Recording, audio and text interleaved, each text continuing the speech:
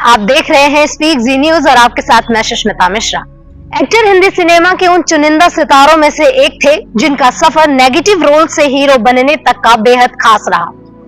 उन्होंने न सिर्फ अपने शानदार अभिनय से दर्शकों के दिलों पर राज किया, बल्कि एक अलग पहचान भी बनाई। हम विनोद खन्ना की बात कर रहे हैं, जिन्होंने अपनी शुरुआत फिल्मों में खलनायक के रूप में की थी, लेकिन उनके लुक और दमदार अभिनय ने उन्हें जल्द ही हीरो का किरदार दिलवा दिया। विनोद खन्ना का जन्म 6 अक्टूबर 1946 को पेशावर में एक पंजाबी परिवार में हुआ था। बंटवारे के वक्त परिवार बाद में भारत आकर मुंबई में बस गया। एक्टिंग में उनकी दिलचस्पी बचपन से ही थी। पढ़ाई पूरी करने के बाद उन्होंने एक्टिंग को अपना करियर बनाने का फैसला लिया। हालांकि उनके पिता शुरुआत में इसके खिलाफ थे, लेकिन बेटे की मेहनत और लगन को देख वह भी राजी हो गए और विनोद खन्ना को अपना सपना पूरा करने का मौका दिया। विनोद खन्ना को साल 1968 में पहली बड़ी सफलता मिली जब उन्हें फिल्म मन का मीत में खलनायक का रोल मिला।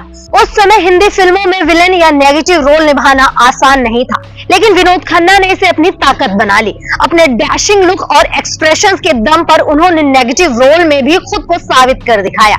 इसके बाद उन्होंने कई फिल्मों में विलेन की भूमिकाएं निभाई और दर्शकों के दिलों में अपनी अलग जगह बनाई, लेकिन उनकी नियति में हीरो बनना ही लिखा था। धीरे धीरे विनोद खन्ना को फिल्मों में हीरो के रोल मिलने लगे। साल 1971 में आई फिल्म मेरे अपने में उन्हें पहली बार मुख्य भूमिका में देखा गया, जिससे उनकी लोकप्रियता में जबरदस्त इजाफा हुआ। यह फिल्म दर्शकों के बीच इतनी पसंद की गई कि विनोद खन्ना ने अपना नाम एक हीरो के तौर पर पक्का कर लिया। इसके बाद उनकी कई हिट फिल्में आई, जैसे मेरा गांव मेरा देश, अमर अकबर एंथनी, कुर्बानी और फिल्म दयावान। इन फिल्मों ने साबित कर दिखाया कि वह सिर्फ विलेन ही नहीं बल्कि बेहतरीन हीरो भी हैं। विनोद खन्ना की खास बात यह थी कि उन्होंने कभी खुद को स्टारडम में फंसने नहीं दिया। वे अपनी मेहनत और सादगी से हमेशा सबका दिल जीतते रहे। उन्होंने अमिताभ बच्चन, राजेश खन्ना और सुनील दत्त जैसे दिग्गजों के साथ काम किया, लेकिन अपनी अलग पहचान बनाई।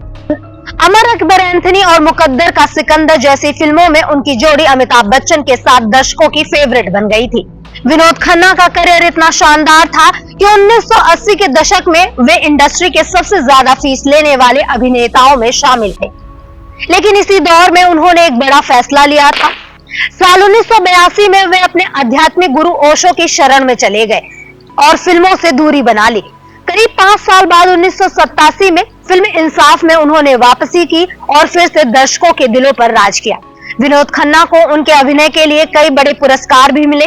उनके अभिनय की तारीफ हर जगह हुई और फिल्मी जगत में उन्हें दादा साहेब फाल्के पुरस्कार से भी सम्मानित किया गया। इसके अलावा वह राजनीति में भी सक्रिय रहे और भाजपा के नेता के तौर पर कई बार लोकसभा चुनाव जीत चुके थे। 27 अप्रैल 2017 को विनोद खन्ना का निधन हो गया। कैंसर से लंबी लड़ाई लड़ने के बाद उन्होंने इस दुनिया को अलविदा कह दिया, लेकिन आज भी उनकी यादें और उनकी फिल्मों का जादू दर्शकों के दिलों में बसा हुआ है। फिलहाल के लिए इस वीडियो में इतना ही। मुझे दीजिए इजाजत। नमस्कार।